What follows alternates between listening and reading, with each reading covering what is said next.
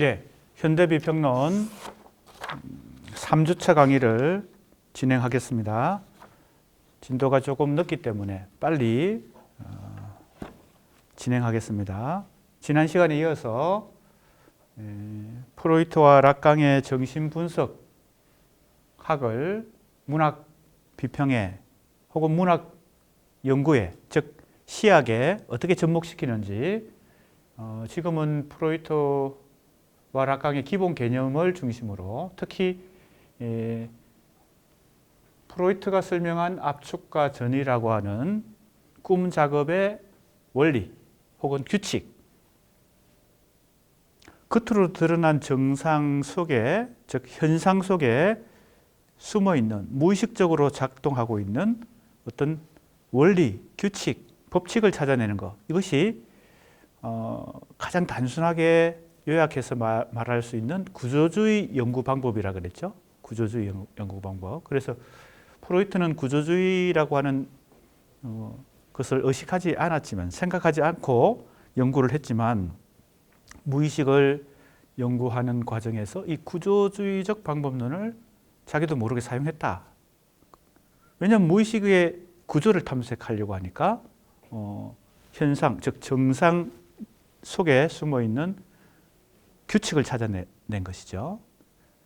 소시르가 구조주의 언어학에서 파롤 속에 잠재되어 있는 규칙인 랑그를 찾아내려고 했던 것처럼 프로이트도 꿈이라는 현상 속에 숨어있는 규칙을 찾아내려고 했는데, 그 대표적인 것이 바로 압축과 전이다.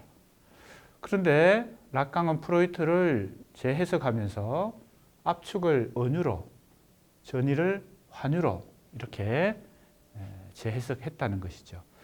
일단 언유와 환유는 수사학적 용어인데, 우리가 이제 제일 먼저 수사학에 대해서 공부했잖아요. 전통 수사학이 근대 수사학을 지나서 현대 수사학으로 넘어오면서 줄어들었다. 착상, 배열, 표현, 암기, 발표라는 5 분야에서 표현 중심으로 줄어들었고, 이 표현의 주 개념인 문체, 전이 중에서 이 전이의 한 또 종류인 언유, 환유로 압축, 쫄아들었다. 그렇게 설명했을 때 이 바로 언유, 환유거든요. 또 무엇과 겹칩니까? 야콥슨이 소시르의 언어학을 적용해서 러시아 형식주의 속에서 시적 언어를 설명하고 문학적 언어를 설명할 때 바로 소시르의 뭐예요? 선택 관계, 즉 계열체 속에서 선택하는 것. 다음에 그것을 언유로 다시 설명했고, 통합체 속에서 배열하는 것, 이걸 환유로 설명했다는 것이죠. 자, 그래서 지난 시간에 락강이 프로이트의 개념을 재해석한 언유와 환유라는 것이 소시르의 이론을 재해석한 야콥슨의 언유와 환유를 모방한 것이 아닌가, 이런 이제 의문, 의심, 이것을 혐의를 많이 받았다 그랬고요. 그것을 이제 우리가 실제로 앞으로 정신분석 비평가 수사학이라는 단원을 공부하면서 그것을 중심으로 더 치밀하게 연구를 해볼 것입니다. 상당히 그러니까 언유와 환유가 현대 지식 체계 속에서, 학문 체계 속에서 언어학, 정신분석학, 문학 이론, 이 다양한 분야에서 뭔가 핵심적인 역할을 한다는 것을 우리가 여기서 알 수가 있습니다.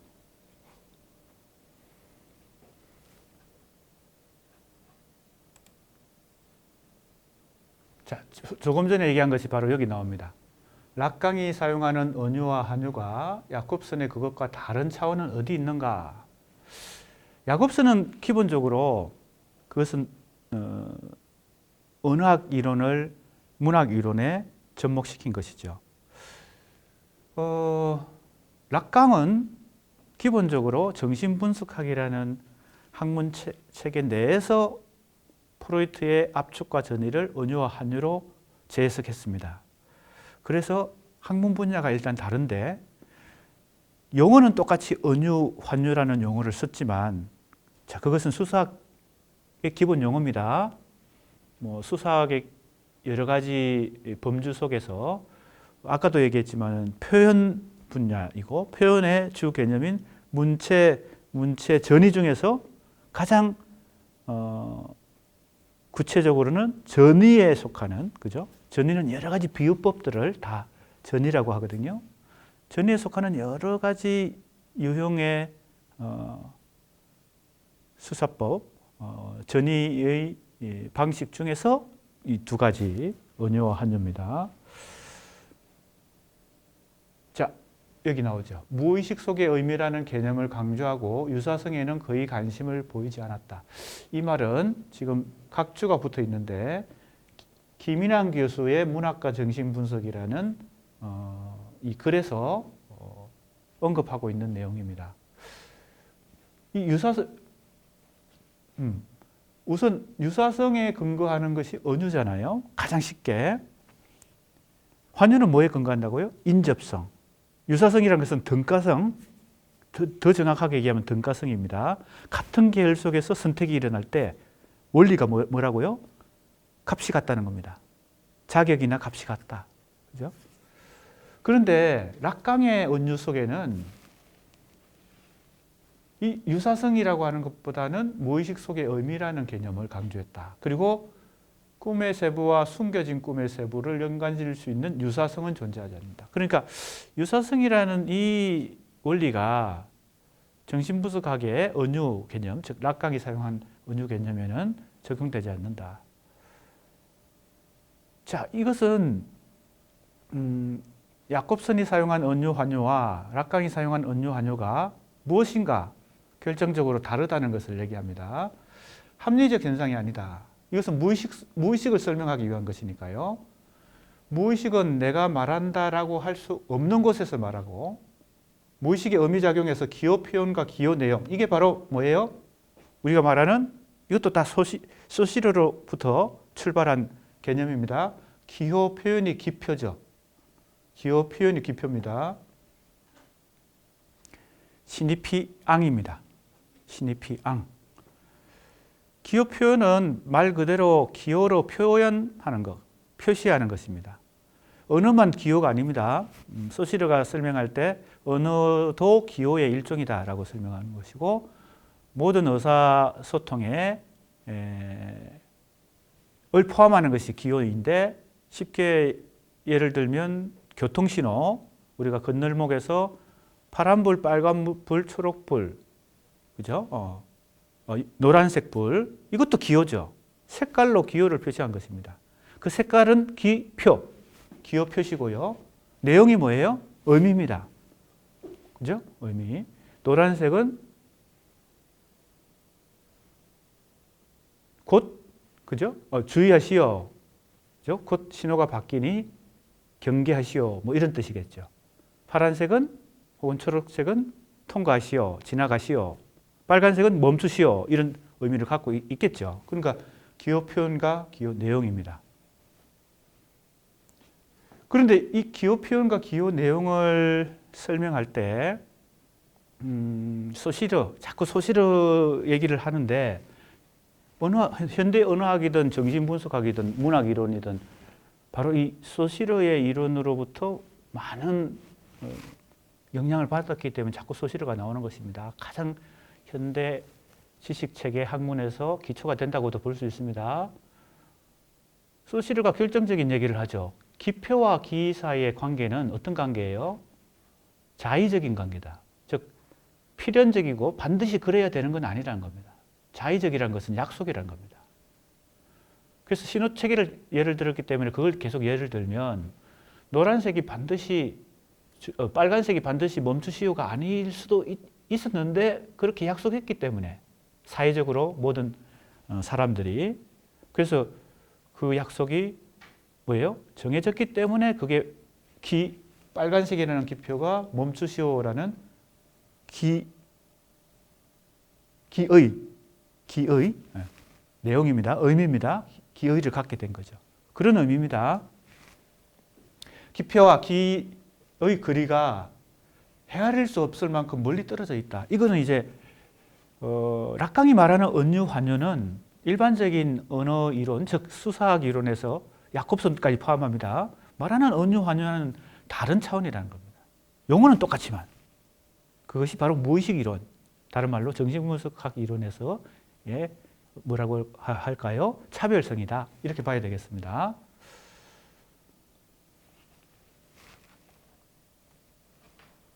자, 그래서 우리가 이제 이 총론에 해당되는 기호와 수사학 첫 번째 단원이 끝난 다음에 두 번째 단원에 수사학 공부를 먼저 하고 그 다음에 정신분석 비평에 대해서 공부할 때 자세하게 하도록 하겠습니다. 지금 보충 설명을 너무 옆길로 빠지게 되면 진도가 자꾸 늦어지니까요.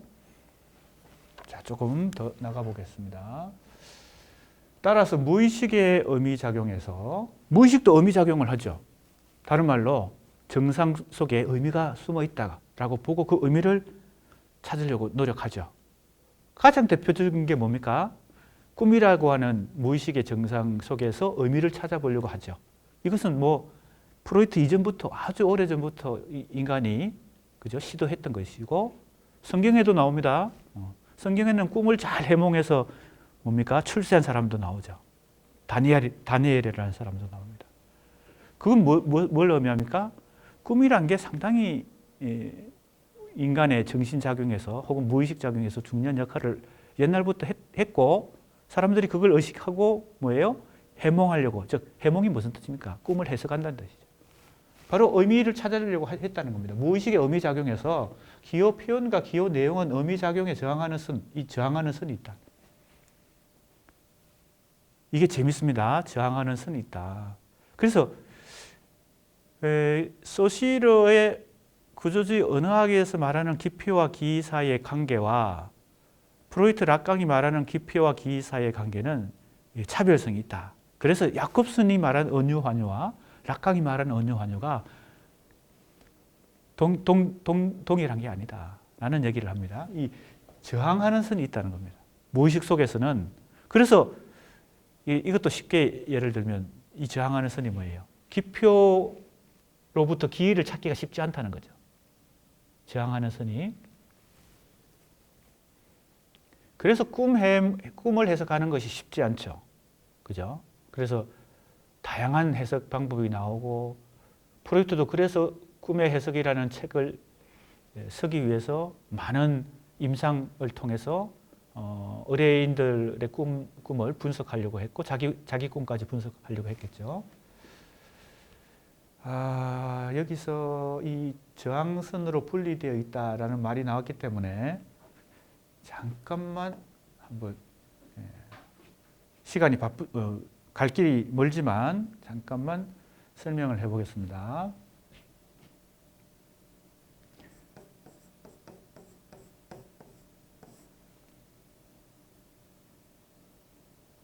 글자가 이걸로 바꾸나?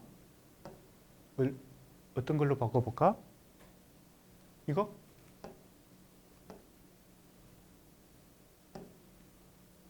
자, 소시르의 경우는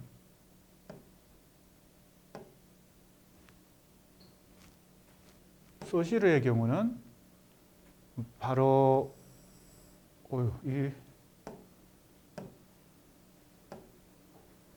이렇게 이제 볼 수 있습니다. 이렇게 이거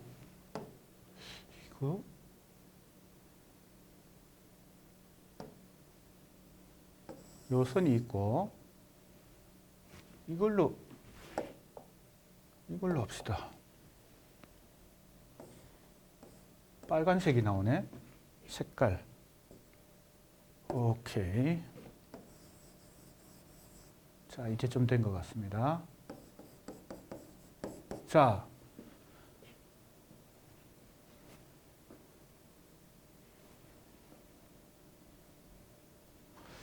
이게 바로 뭐예요? 나무인데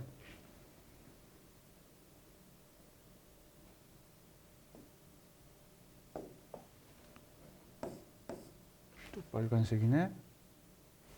그냥 합시다. 요게 바로 뭐예요? 기의고, 요게 기표죠. 이렇게 생긴 존재를 나무라고 우리가 이름 붙일 때 기표와 기의 관계가 자의적이다 이랬죠. 그런데 요게 이제 요 선, 요걸 지금 얘기하려고 합니다. 소시르가 기표와 기 사이에 이 선을 그었을 때, 그죠?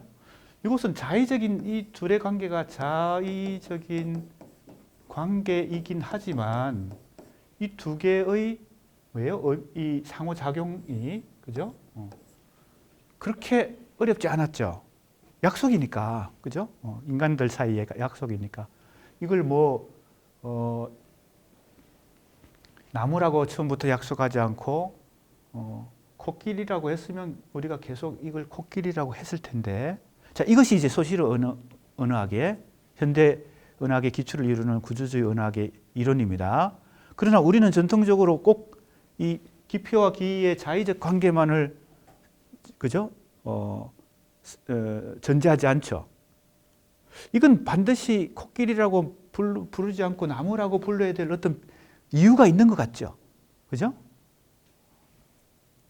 심지어는 사람의 이름을, 그죠? 내 이름이 오형엽인데 오형엽이라고 반드시 불러야 될 이유가 있는 것 같아요. 예를 들면 그렇다는 겁니다. 그런 생각을 할 수가 있다는 겁니다. 이건 코끼리가 아니라 반드시 나무여야 된다. 약간 또 엮일로 쓰는 건데, 그렇다면 소시르적인 언어관이 아닌 것이죠. 전통적인 언어관 속에는 기표와 기가 반드시 어떤 의미, 필연적인 관계가 있다. 그것은 뭐예요? 언어에 좀 더 신비한 힘이 있다고 생각하는 거죠. 우리가 중간고사 이후에 공부하게 될 바로 발트 벤야민의 언어 철학, 그것이 이 현대 언어학의 기초를 이루는 소시르의 이런 관점하고는 다른 관점을 가지고 있어요. 약간 신학적인 관점을 갖고 있습니다. 왜냐하면 성경에 이름을 붙이는 것을 상당히 위대한 능력으로, 신이 할 수 있는 능력을 인간에게 부여하거든요. 아담에게 이름을 붙이게 만들어요. 사물. 하나님이 창조한 이 사물들, 동물들, 식물들에게. 그때 이걸 아담의 언어라고 말할 수 있는데, 그것은 이런 관계가 아니에요. 그죠? 더 뭐예요? 뛰어난 능력을, 언어 능력이라고 하는 거, 이름을 붙인다는 거는 굉장히 본질적인, 즉, 이 관계가 필연적인 관계다. 이건 반드시 나무여야 되는 거죠. 코끼리면 안 되는 거지. 자, 그러니까 소시르의 언어관이란 게 영구 불변한 언어의 법칙이 아니고 현대 언어학에 들어와서 생겨난 어떤, 그죠? 이러한 개념이란 겁니다. 그걸 일단 이해하고요. 자, 그러면 락강과 비교해 보겠습니다. 자꾸 빨간색이 나오니까 조금. 락강입니다. 자, 이것만 하고 이제 빨리 또 넘어가야 될 것 같아요.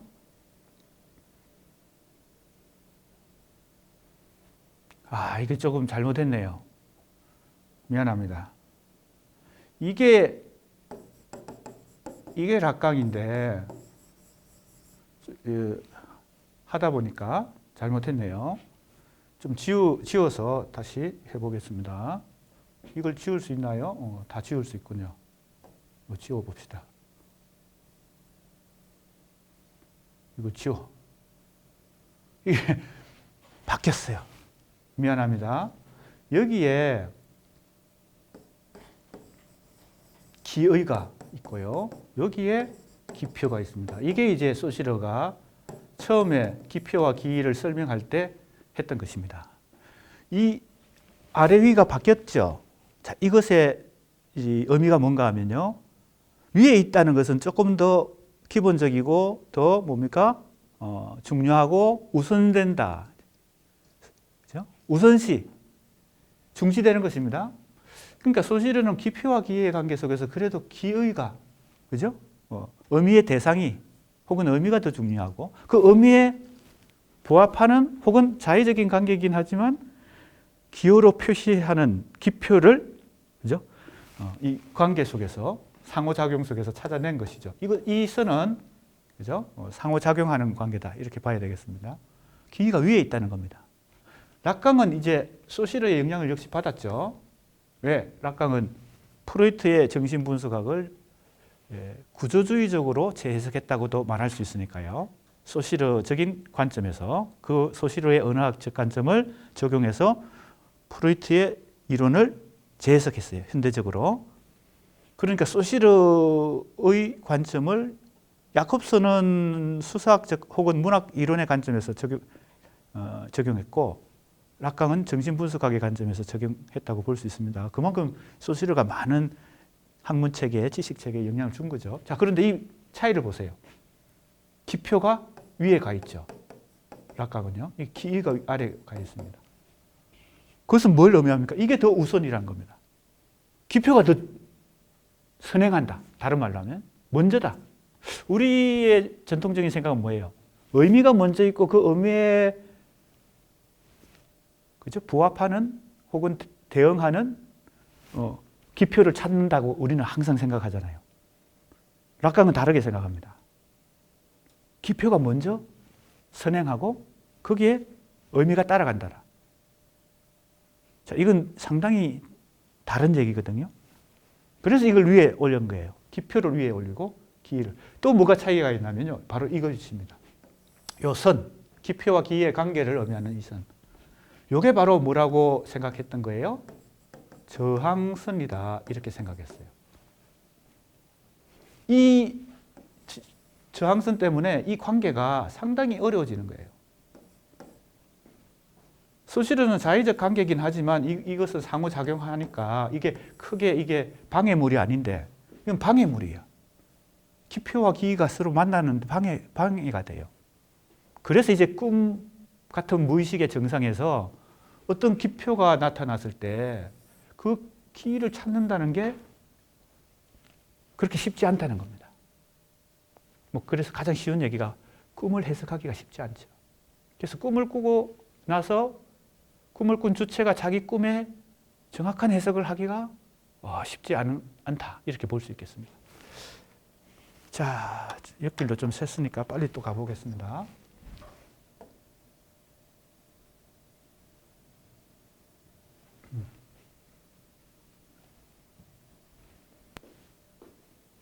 그래서 이런 말이 나옵니다. 무의식의 의미작용에서 기표와 기의 사이에 거리는 주체가 헤아릴 수 없을 만큼 멀리 떨어져 있다. 그래서 스스로 꿈이 해석이 안 되니까 뭐예요? 프로이트 박사도 찾아가서 의뢰하고 락강 박사도 찾아가서 의뢰하고 그죠? 의뢰인들이 이 정신분석학에서는 이 의뢰인을 환자라고 부르지 않습니다. 우리가 이제 잘못 생각하면 환자는 비정상이라는 뜻이거든요. 치료가 필요한 사람이라는 뜻인데 왜 그걸 이제 락강이 바꿉니다. 뭐라고 바꿔요? 정신분석의 주체라고 말합니다. 왜 주체일까요? 우리는 상식적으로 우리가 생각하는 것과 완전히 반대죠. 병원에서 환자가 찾아오면 그 병을 치료하는 주체는 의사라고 우리는 상식적으로 생각합니다. 근데 왜 찾아온 의뢰인이 주체일까요? 정신분석학의 기본 개념 때문에 그렇습니다. 뭐예요? 그 문제를 발견하고 그 문제는 어디에 있어요? 무의식 내부에 있으니까, 잠재의식에 있으니까. 그건 의식하지 못하고 자각하지 못한 채 잠재되어 있으니까 그걸 뭐예요? 주체가, 즉 의뢰인이 주체가 되어서 발견하고 스스로 해소할 수 있도록 그 정신적 문제를 해소할 수 있도록 도와주고 유도하는 것이 바로 정신분석 의사의 역할이죠. 그래서 치료의 주체는 의사가 아니라 의뢰인이다. 그래서 주체란 말이 나왔을 때 의뢰인을 의미합니다. 오히려 분리되어 있다.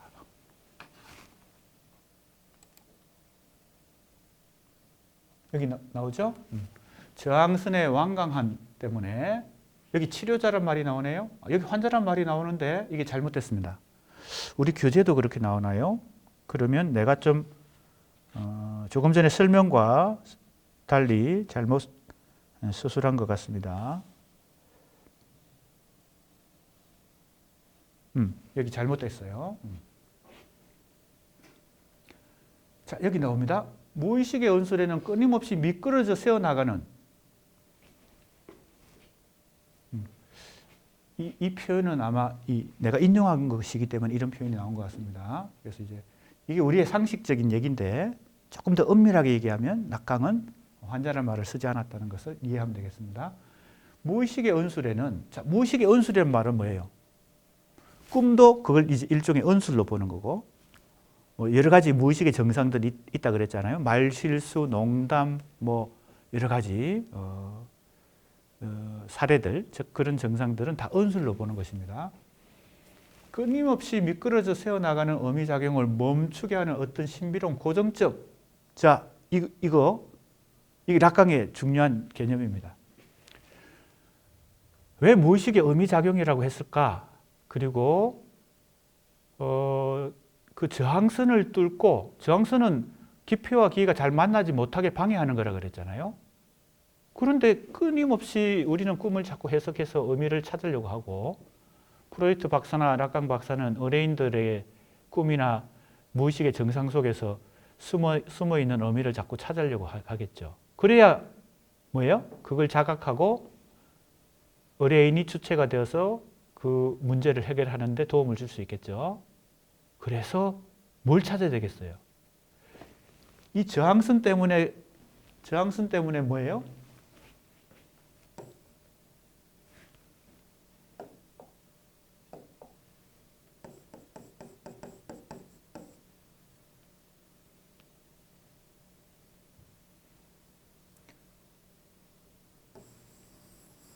이 저항선 때문에 기표와 기가 잘 만나지 못하고, 그래서 이제 미끄러진다는 말이 자꾸 나옵니다.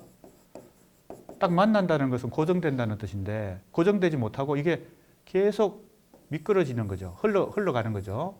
왜? 기표와 기가 딱 일치가 안 되니까요. 그래서 이게 저항선인데, 기본적으로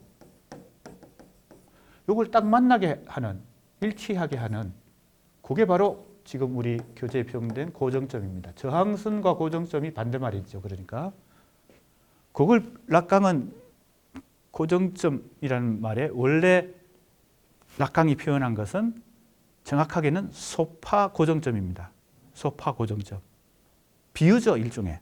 뭐예요? 소파를 보면 끝에 표면에 가죽이 있고, 꼭 가죽 재질이 아니더라도 다른 재질이 있을 수도 있지만, 그 표면에 껍질이 있고 안에 스펀지나 무슨 내용물이 있습니다. 그런데 소파 같은 경우에 이게 껍질과 내용물 사이가 자꾸, 그죠? 이동하게 되면 이게 망가지니까 고정을 시키기 위해서 단추 같은 걸로 딱 이렇게, 그죠? 그래서 소파에는 단추 같은 게 많이 있습니다. 곳곳에. 왜? 고정시키는 거죠. 내용물과 껍질을. 그러니까 그걸 기표와 기의 관계로 보면 의미가 딱 고정되는 점, 그걸 소파 고정점이라고 했습니다. 이것은 다른 말로 하면 의미가 발견된다는 뜻입니다. 혹은 의미가 생겨난다, 의미가 발생한다, 이렇게도 말할 수 있겠습니다. 어디에서? 무의식의 기표와 기가 딱 만나서 의미가 발생하는 지점이 있다는 겁니다. 이 지점을 바로 뭐예요? 락강이 은유라고 보았습니다. 은유는 뭘 재해석한 거예요? 프로이트의 꿈 해석에서 꿈의 법칙 중에서 뭘 재해석한 거예요? 압축입니다. 압축을 은유라고 했고, 전이는 장소가 이동한다는 뜻입니다. 장소가 이동한다. 압축, 전이를 환유라고 그랬잖아요. 바로 이 압축 혹은 은유가 발생하는 곳이 바로 의미 발생 지점이고, 그것이 바로 기표와 기가 고정되는 지점입니다. 그래서 이제 프로이트의 꿈의 이론을 락강이 재해석하면서 이런 개념들을 사용해서 무의식의 의미 작용 속에서 의미를 확인할 수 있는 지점이 있다. 대체로는 뭐예요? 미끄러지지만 이 저항선으로 인해서 잘 만날 수 없지만, 그래서 소시르나 야콥선까지의 이 기표와 기의 관계는 좀 더 원활하게 이렇게 만나는, 그렇죠? 이게 저항선이 아닌데, 방해물이 아닌데 일종의 상호관계를 상호작용이라고 그럴까요? 이걸 의미했는데, 물론 이제 자의적 관계이긴 하지만 상호작용하는 것인데, 정신분석학에서 락강이 말하고 있는 이 선은 저항선이고 방해물이다. 그러나 그걸 뚫고 의미를 고정시킬 수 있는 어떤 지점이 있다. 그것이 바로 프로이트가 말한 압축이고 락강이 말하는 언유다. 이렇게 말할 수 있겠습니다. 다시 가볼까요?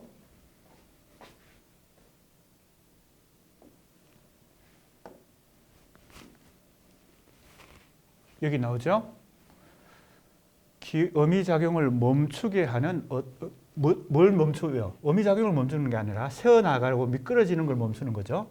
미끄러지고 새어나가는 것을 멈추는 것이 바로 고정점이다. 그래서 여기서는 뭐가 생겨나요? 기표와 기가 부분적으로 연결되는 순간 어미가 발생합니다.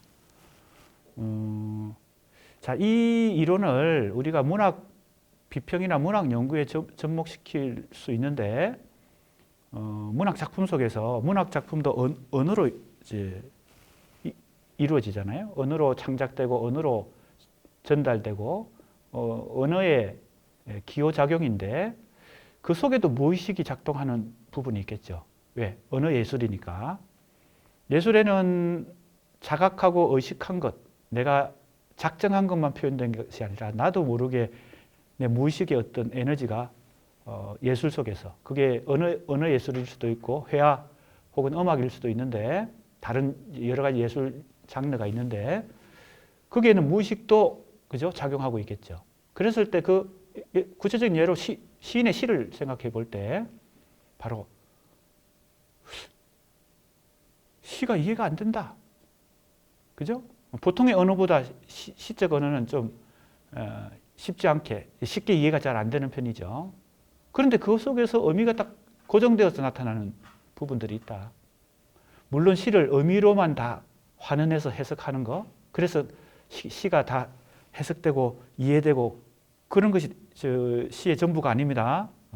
그러나 의미가 발생하는 부분들이 있다. 그죠? 전혀 의미 발생이 안 되는 시들도 시인들이 뭡니까? 창작하려고 노력하겠죠. 그죠? 의미로만 이루어진 시는 별로 매력이 없으니까. 그래서 음악도 작동시키고 회화도 작동시키고 온갖, 그죠?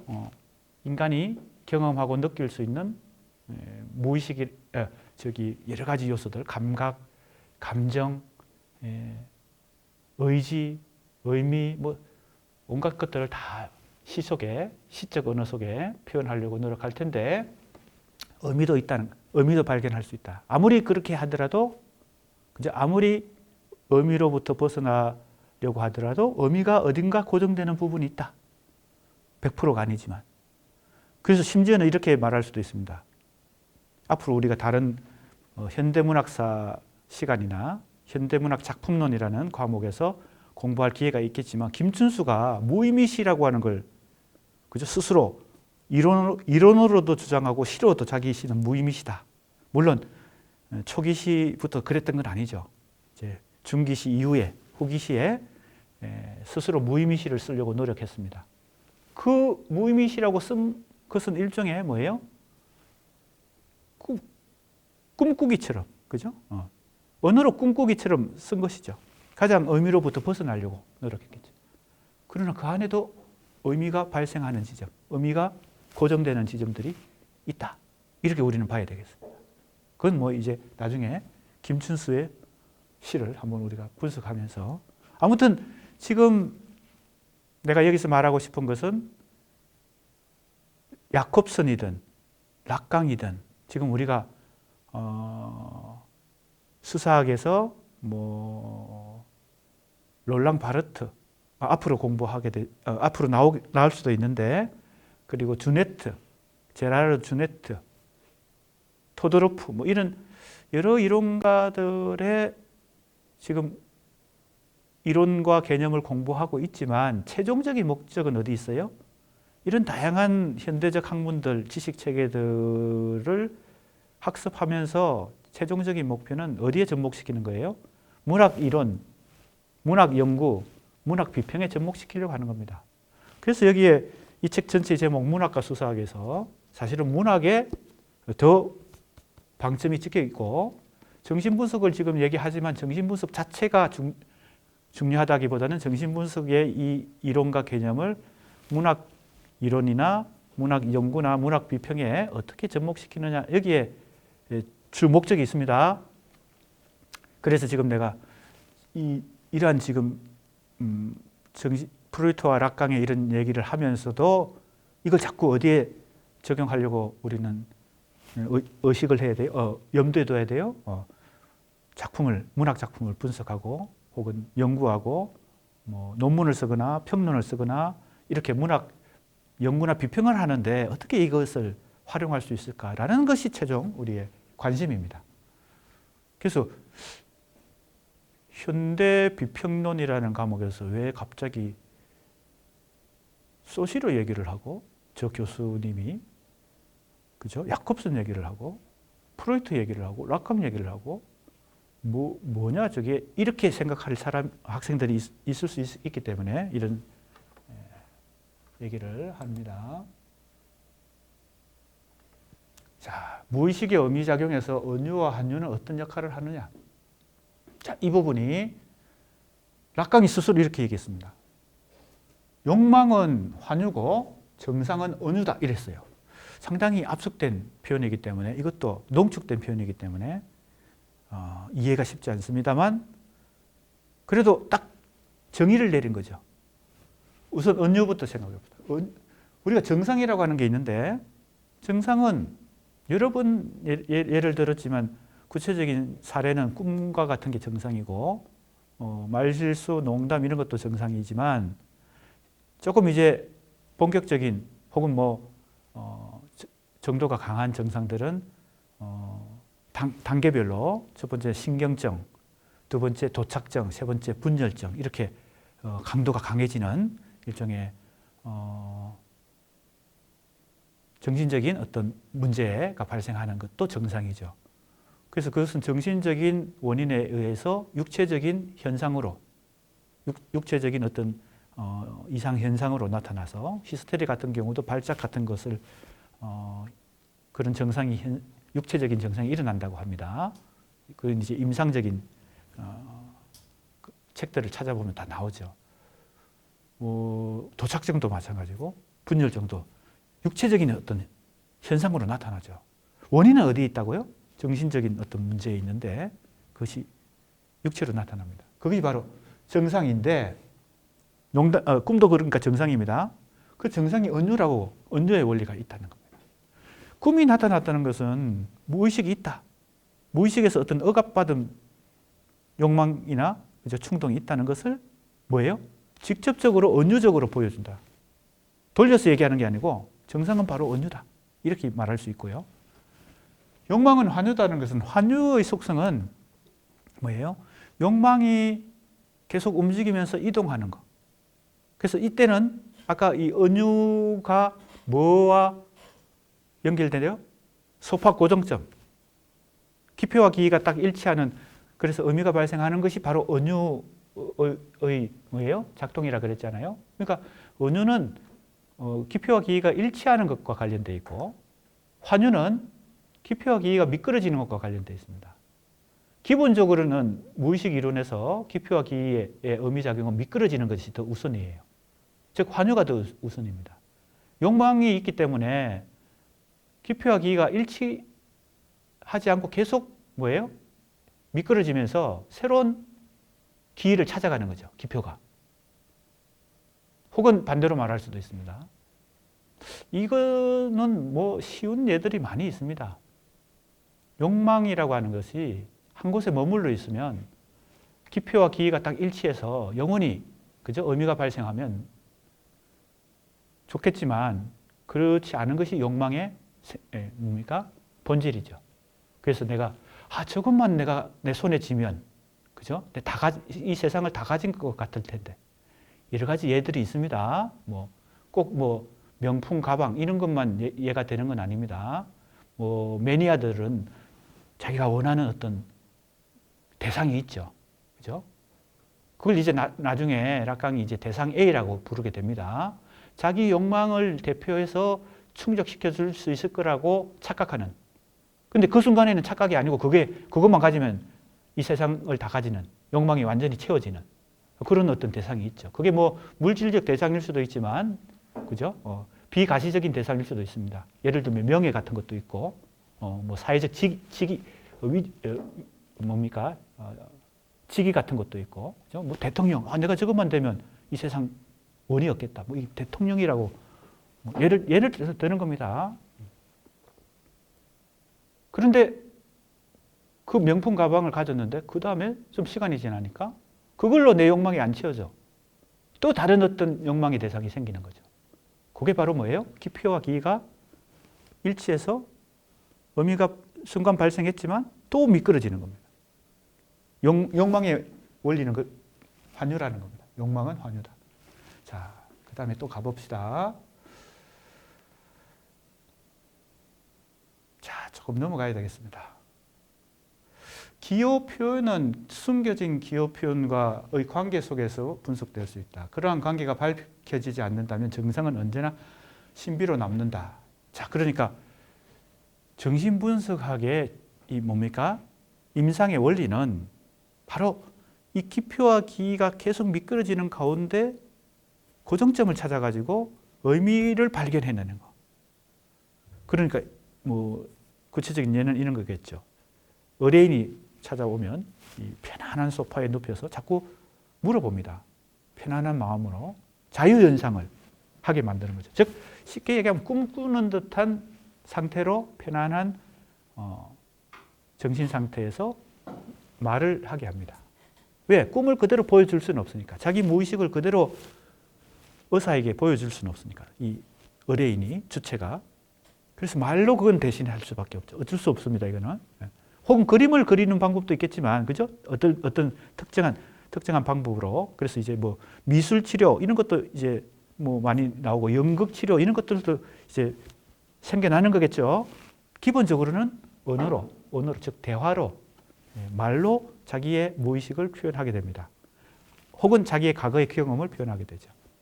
그랬을 때 그 기표와 그 언어라고 하는 기표와 그 속에 숨어 있는, 그 속에 담겨 있는 기의를 어떻게 해요? 일치시키는 거.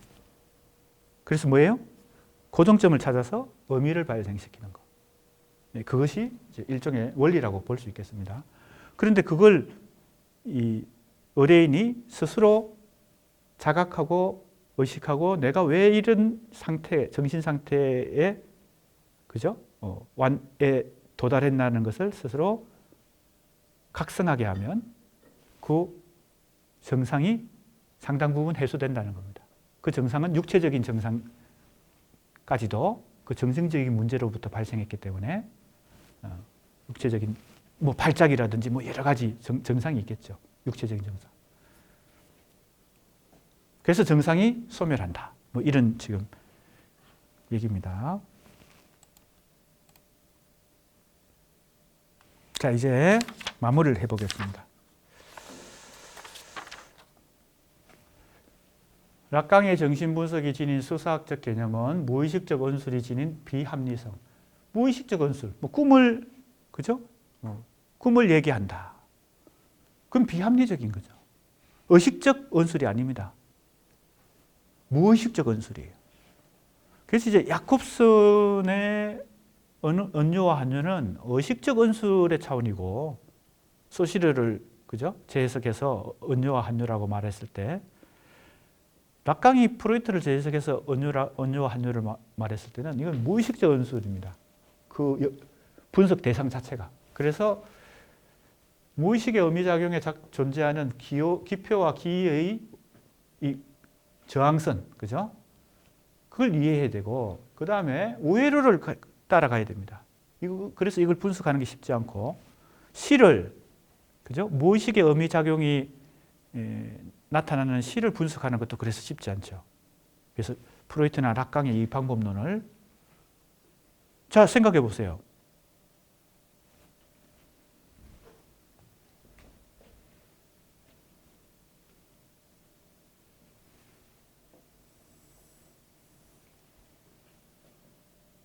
이거 기억나죠?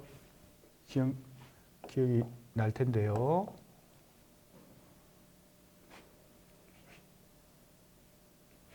기억이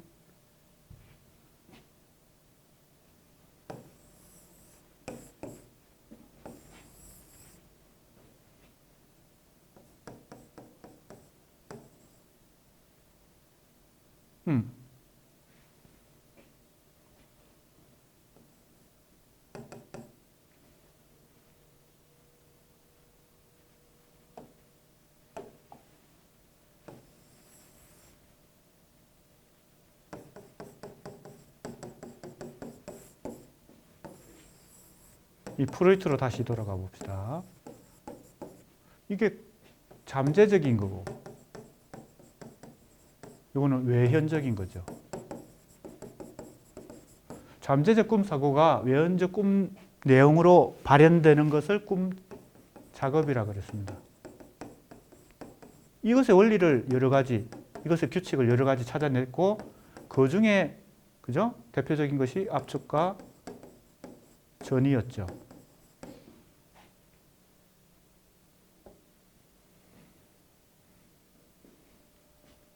그러니까 쉽게 얘기하면 이 x가 y가 되는 거.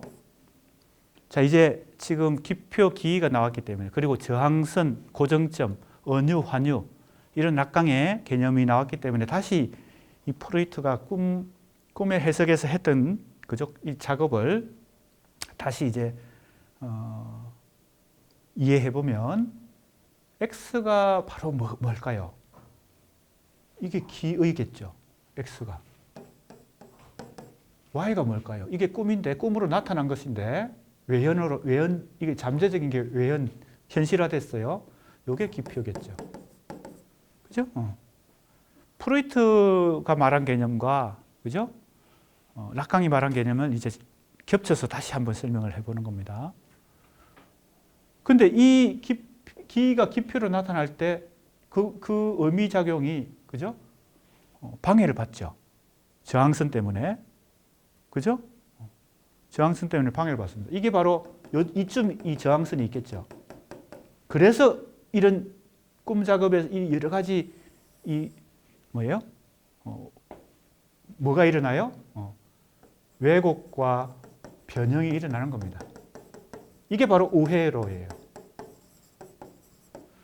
기의가 바로 기표로 직진하지 않고 빙빙 돌아가지고 우회, 그죠? 왜 우회해서 왜곡과 변형이 일어날 수밖에 없어요? 이 기의가, 즉 다른 말로 하면 이걸 무의식이라고 할 수 있죠. 이건 꿈이라는 정상입니다. 무의식이 정상으로 나타날 때, x가 y가 될 때, 다른 말로 하면 기의가 기표로 나타날 때, 다 그죠? 여러 가지 이 표현을 쓰고 있지만, 그죠? 나타날 때 저항선이 있기 때문에 왜 저항선이 생기는 거예요? 억압이 있고, 그죠? 그 억압을 뚫고 이 기표가, 다른 말로 하면 이 무의식을 좀 더 구체적화하면 욕망이나 뭐 충동이라고 할 수 있고, 예전에는 이걸 리비도라는 말로 프로이트가 말한 리비도라는 말, 욕망이라는 말, 충동이라는 말, 다 이렇게 해당됩니다. 뭐 좀 상식적인 표현으로는 본능이라는 표현도 쓰긴 하지만 더 우리가 정신분석학의 전문용어로 써야 되기 때문에 리비도, 욕망, 충동 이런 것들이 여기에 X에 해당되는데, 이 기가 기표 Y로, 즉 정상으로 나타날 때 이게 저항선이 있고, 그럼 이 저항선을 뚫고 우리가 이 꿈을 해석하려면 어떻게 해야 돼요? 고정점을 찾아서, 그죠? 고정점을 찾아서 다시 어떻게 가야 돼요? 이렇게 이 x를 찾아서 y로부터 출발해서 x를 찾아서 가야 되겠죠. 그죠? y로부터 x를 찾아서 가야 되겠다.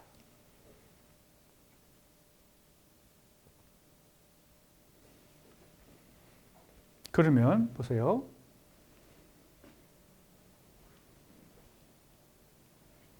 이 말이 그 말입니다. 기표와 기의 사이의 완강한 거리를 직시하고 긴 우회로를 따라 정상에 나타난 꿈이라고 대표적으로 생각하면 되겠습니다. 꿈에 나타난 기표와 또 숨겨진 기표의 관계를 분석한다는 점에서 문학 연구나 문학 비평 혹은 그래서 시학과도 연결되어 있다. 시학도 그런 것이죠. 시적 언어 속에서 그 기표들 속에서 기를 찾아내는 과정인데, 물론 아까도 얘기했습니다. 문학과 예술은 그 기를 찾는 것, 즉 의미를 찾는 것만이 전부가 아닙니다. 일부이겠죠. 의미도 그죠? 그 속에 숨어 있으니까요. 문학 작품을 의미로 다 설명하려고 하는 거, 이거 위험합니다. 그래서 문학 연구나 문학 비평을 하는 사람들이 제일 조심해야 될 게, 의미로만 다 이루어져 있다고 생각하면, 그죠? 시가 혹은 소설이, 그러면 이제 단순해지죠. 복잡 미묘한 예술 작품을 아주 단순한 의미로 그냥 환원해 버리고 끝나는 거죠. 그것이 위험합니다. 그래서 무궁무진한 어떤 숨은 요소들이 복합적으로 얽혀 있는 것이 문학과 예술인데, 그걸 의미로만 단순화시키는 것은 아주 위험하다, 이렇게 봐야 되겠습니다. 그래서 문학 혹은 시의 창작은 의식적 언술과 무의식적 언술이 중층적으로 결합된다. 그죠? 의식만 작용하지 않죠? 모든 예술은 다 마찬가지지만. 그래서 이 시인이나 소설가나 포함해서 화가나 음악가들은, 예술가들은, 문학 예술가들은 자기 창작 행위를 하는 주체의 입장에서 다 알고 하는 게 아닙니다. 즉 의식하고 다 창작 행위를 하는 게 아닙니다. 그래서 오히려 그렇게 생산된 예술 작품의 의미를 혹은 숨어있는 비밀을 그 창작자는 잘 모를 수가 있습니다. 무의식 속에서 그게 창작 행위가 일어나니까요. 그걸 오히려 더 잘 알아낼 수 있는 사람이 누구예요? 독자나 비평가입니다. 그래서 문학 비평가는 혹은 문학 연구가는, 우리가 지금 대학원에서 이제 문학 연구를 하고 있는데, 시인이나 소설가가 자기도 모른 채, 즉 무의식적으로 창작 행위한 그 문학 작품의 숨은 비밀을, 그죠? 기의를 포함한, 아까도 얘기했습니다. 문학 예술 작품의 의미만 담겨 있는 게 아니라는 거죠. 복잡 미묘하게 엄청나게 많은 요소들이 들어 있습니다. 그건 말로 다 해석이 안 되는 것들도 있죠. 최대한 그것을 의미를 포함해서 다양한 요소들을 해석하고 분석하고 해석해내는 거, 규명해내는 거, 이것이 문학 연구자의 과제인데, 바로 그러한 작업을 우리가 할 때 이러한 정신분석적 개념들도 참고할 수 있다. 다른 말로 하면 아까 그림을 그린 거 있죠? X가 Y가 되는 거. 그래서 꿈을 해석하는 프로이트 박사는 Y로부터 저항선을 뚫고 X를 찾아가야 될 거 아니에요? 그 저항선을 뚫기 위해서 연구한 게 바로 뭐예요? 꿈 작업의 원리입니다. 여러 가지가 있지만 압축과 전이라는 것을 찾아내므로 해서 어떻게 해요? Y로부터 X를 다시 추적해 갈 수 있는 뭡니까? 기본 토대를, 그죠? 방법을 찾아낸 거죠. 바로 그 꿈을 해석하기 위해서는 그 꿈 작업의 원리들을 찾아내서 X가 Y가 됐는데, Y로부터 X를 다시 추적해낼 때 그냥 뭐 임기응변으로 뭐 그때그때 기분에 따라서, 아니면 뭐예요? 직관적으로 이렇게 하는 거, 이런 게 다 뭐예요? 우리가 보통 때 하는 것인데, 프로이트 박사는 좀 더 엄밀하고 객관적인 과학, 그죠? 학문의 자리로 이 정신분석학을 승격시키기 위해서 이걸 법칙을 찾아내려고 했다는 거죠. 그래서 꿈의 해석을 쓴 것입니다. Y로부터 X를 다시 추적해 가기 위해서는 이 법칙을 찾아내야 되는 거죠. 자, 그러면 아까 내가 설명하려고 하다가 빠뜨렸는데 프로이트나 락강이 하려고 하는 것은 이 Y로부터 X를 다시 추적해 가기 위해서 규칙을 찾아내는 거예요. 이거는 뭐와 같아요? X에서 다시 가야 되겠네.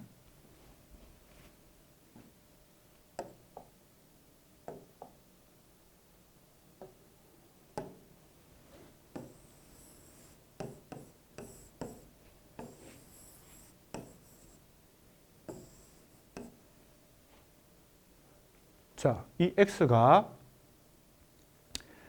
무의식이고 Y가 정상이라고 봅시다. 그러면 프로이트나 락강 같은 정신분석자들은 이 Y로부터 X를 다시 찾아내려고 할 거 아니에요? 이게 기표고 이게 기의니까요. 근데 정신분석의 이 방법이나 문학 연구 혹은 문학 비평의 방법이 상당한 뭐예요?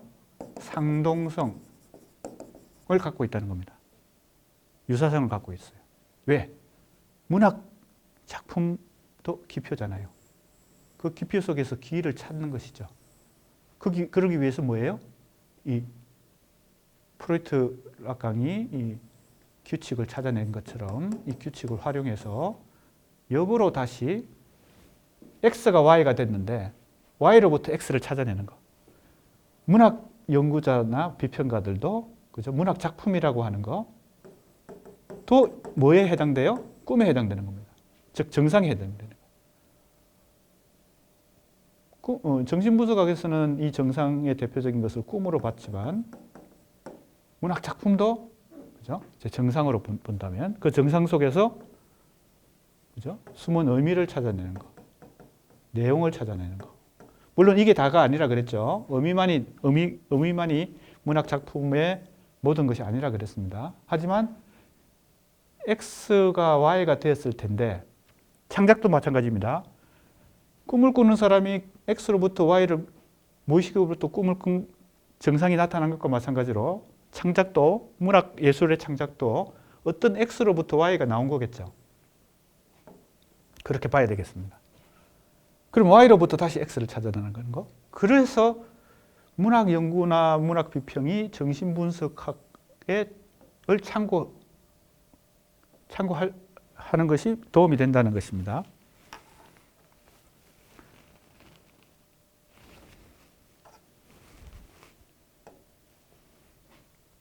나가고 들어가고.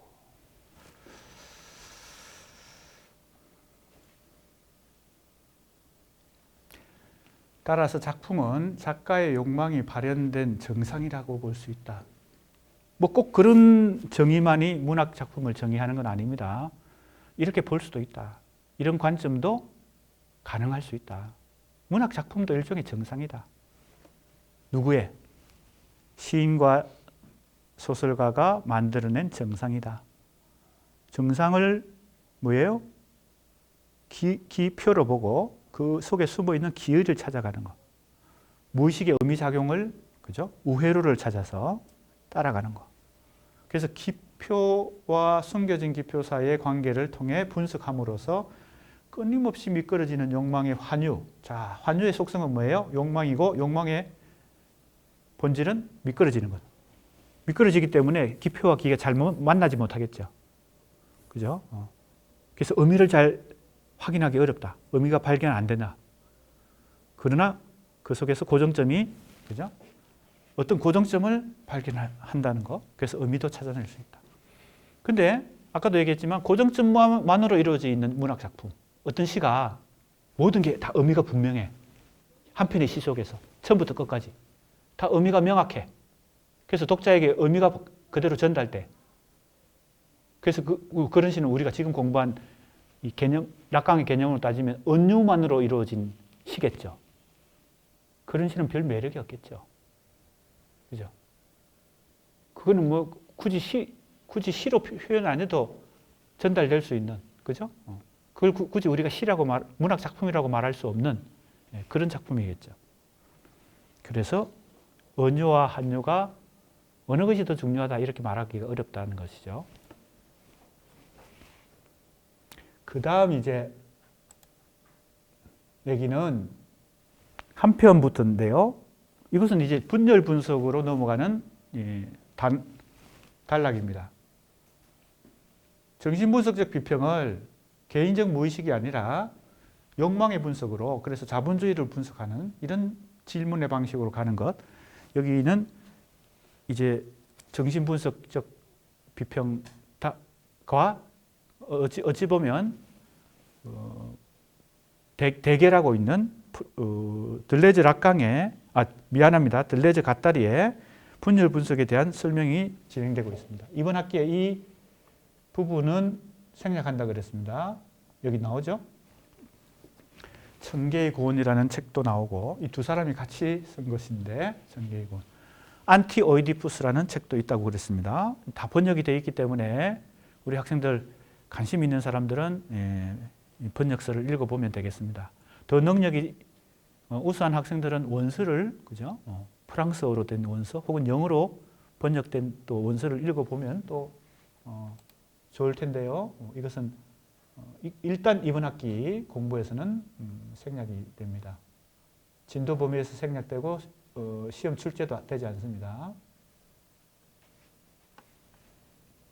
여기 감흥과 지각, 이것이 이제 이 감흥이라는 것이 요즘 뭐 문학 연구나 비평에서 상당히 많이 활용되고 있는, 이 문학 연구의 일종의 트렌드 같은 것도 있어서 어떤 특정한 시기에 그게 집중적으로 막 이렇게 유행하는 때가 있습니다. 요즘 이 감흥 연구, 이 번역을 감흥이라고 나는 번역했는데 정동이라는 번역을 쓰는 경우도 있습니다. 정동. 요즘 상당히 우리 이 학계와 문단에서 이 감흥 연구를 많이 하고 있고 이걸 통해서 문학 작품이나 예술 작품을 많이 분석하고 있어요. 그런데 이것이 어디서부터 이 개념이 나왔나 하면 들레즈 가타리가 예술의 특성을 감흥과 지각으로 이렇게 보죠. 그런데 이것도 들레즈 가타리의 고유의 개념이 아니고 사실은 거슬러 올라가 보면 스피노자의 윤리학이란 책, 에티카죠. 에티카라는 책에서 이 인간의 능력을 이 감흥, 그죠? 그리고 감흥 작용, 지각과 지각 작용, 뭐 이렇게 특히 이쪽에 초점을 맞춘 것입니다. 그래서 그동안 서구 철학에서 주류를 이루어온 헤겔, 칸트, 헤겔, 하이데거 그런 주류 철학에서 이 스피노자가 비껴나 있었기 때문에 관심을 많이 받지 못하다가 이 스피노자의 이 개념을 들레즈 가타리가 다시 활성화시켰죠. 그 다음에 최근에 와서는 마숨이라는 또 이론가가 이 정동 이론, 나는 이제 감흥이라고 번역하는데 이것을 번역하기가 쉽지 않거든요. 그래서 정서라고 그냥 평범하게 번역하는 사람도 있고 이걸 정동이라고 번역하는 사람도 있는데, 정동이라는 번역은 일본식 번역입니다. 일본에서 먼저 그 번역을 정동이라는 번역을 했어요. 왜 정동이라는 번역을 했을까요? 정자는 감정할 때 정서할 때 정자고 동자는 움직일 동자거든요. 그러니까 이 아펙트는 보통 정서보다는 조금 특별한 정서인데, 즉 감정인데 동자가 들어있는 건 그런 이유입니다. 행동을 유발시키는, 액션까지도 가능하게 하는 강한 감정.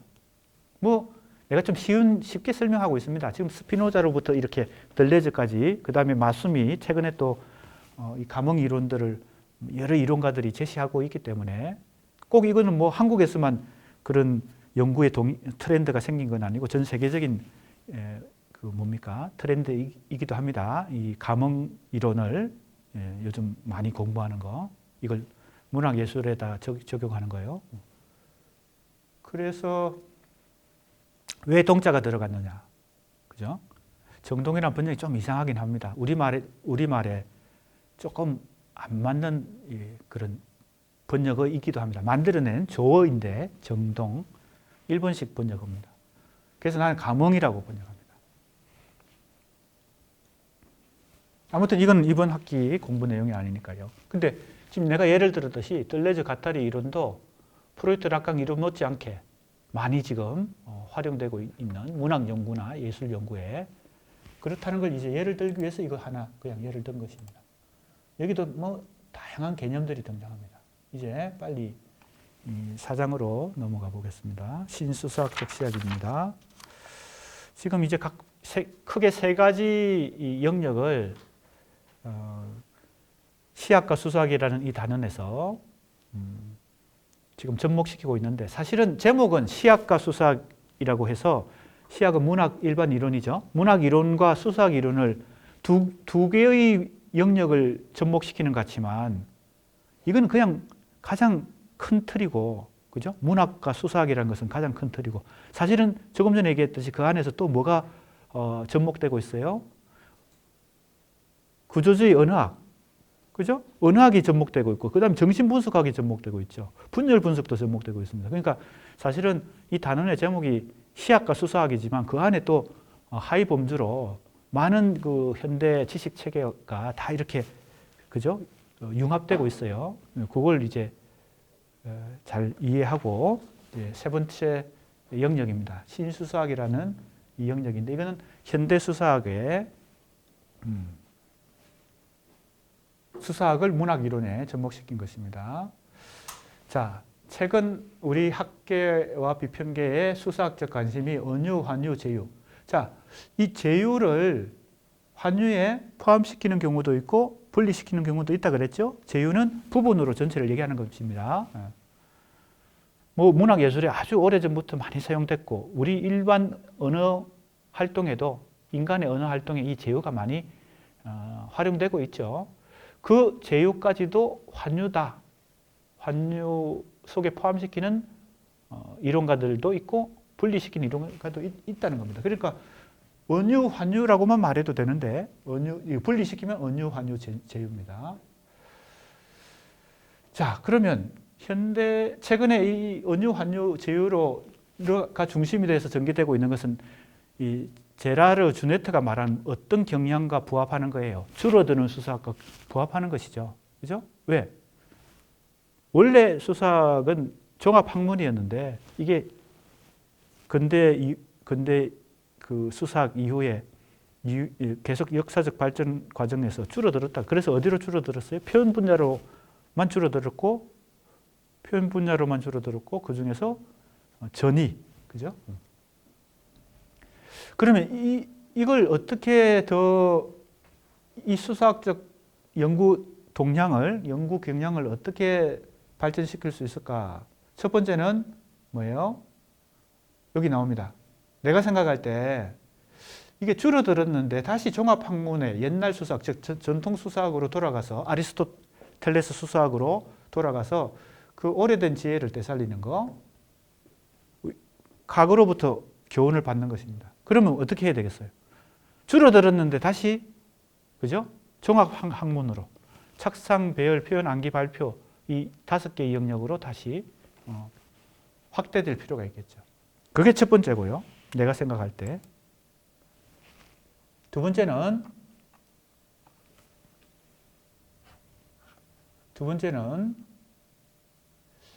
현대 수사학이 새롭게 전개되고 있는 어떤 경향을 흡수하는 것입니다.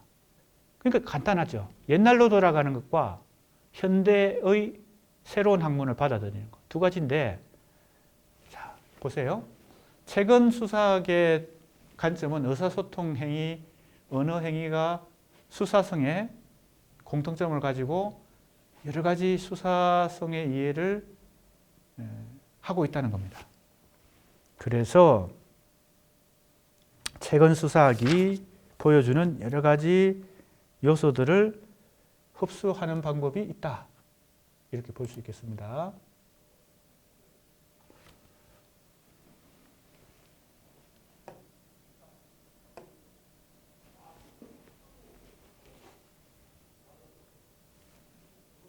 자, 여기서 조금 간단히 한번 요약을 해볼까요?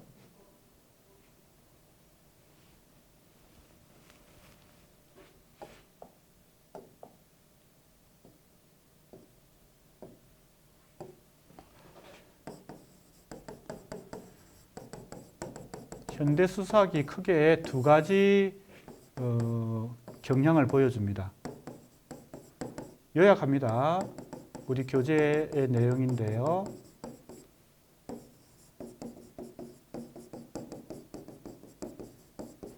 자, 이렇게 볼 수 있습니다.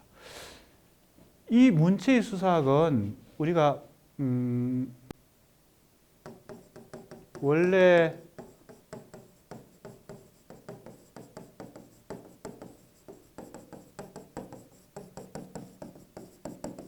이 다섯 분야로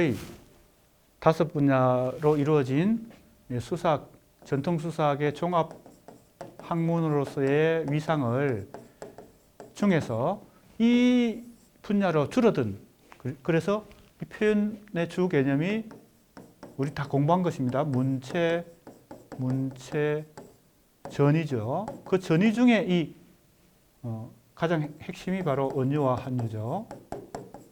그러니까 이 문체에서 나온 것입니다. 이 문체의 수사학이라는 것은 그러니까 줄어든 수사학의 경향입니다. 그것이 그대로 아직도 유지가 되고 있는 거죠. 이 문체의 수사학이 사실 이게 주류라고 볼 수 있습니다. 제라르 주네트가 줄어드는 수사학이라는 그 한마디로 요약한 것처럼 수사학의 역사적 전개는 이 다섯 분야에서 이 표현 분야로 줄어들어 왔죠. 지금도 그 경향이 계속되고 있어서 이것이 이제 주류를 이루고 있다고 볼 수 있습니다. 그런데 현대 수사학에서는 이 논증의 수사학이라는 것이 다시 발생을 해서 논증이라고 하는 것은 이 문체라고 하는 것은 어떤 텍스트 자체를 치밀하게 연구하는 거잖아요. 그죠? 이미 표현된 거, 착상 배열해서 표현한 거, 글쓰기 한 거, 원고를 쓴 것을 그 안에서 문체와 문체의 전이가 구체적으로 어떻게 수사법이 작동하고 있는지 이런 걸 연구하는 거니까 상당히 미시적인 분석입니다. 그리고 어디에 국한돼요? 텍스트, 즉 웅변으로 따지면 원고를 그죠? 연구하는 겁니다. 그런데 그 원고가 만들어지기까지는 이런 과정이 있었겠죠. 웅변하는 사람이 혹은 연설하는 사람이 어떤 원고 작성을 하기 전에 이런 과정이 있었겠죠. 그리고 원고 작성이 끝난 다음에 이런 과정을 거쳐서 연설을 하거나 웅변을 할 거 아니에요. 근데 이 문체의 수사학은 줄어드는 수사학의 그 특징대로 이 원고 자체에 집중하는 겁니다. 그죠? 글쓰기 자체에 집중하는 거예요. 그런데 논증의 수사학은 이것이 바로 설득의 수사학이라서 이걸 다시 이 분야로만 국한된 것을 다시 확대하는 것입니다. 착상 배열의 과정을 거쳐서 표현이 됐고 이 표현을 다시 암기 발표하는 과정까지를 다 포함한 것이 설득이니까. 그런데 이것이 전통 아리스토텔레스 수사학 때는 있었잖아요. 종합학문으로. 그런데 이것이 다시 발생하게 됩니다. 현대에 이르러서. 그것이 바로 1958년에 나온 어떤 책? 자, 우리 교재가 있는 사람은 바로 34쪽에 나옵니다. 이 책이 바로 이 1958년에 나오면서 다시 문체의 수사학으로 줄어들어온 이 수사학의 경향에 어떤 새로운 전환점이 된다. 이것이 논증의 수사학입니다. 이건 이제 바로 누가 썼나 하면 페렐만, 올브레이트 틱테카라는 두 사람이 같이 공저로 한 것입니다. 이것은 다음 시간에 더 자세하게 공부해 보도록 하겠습니다.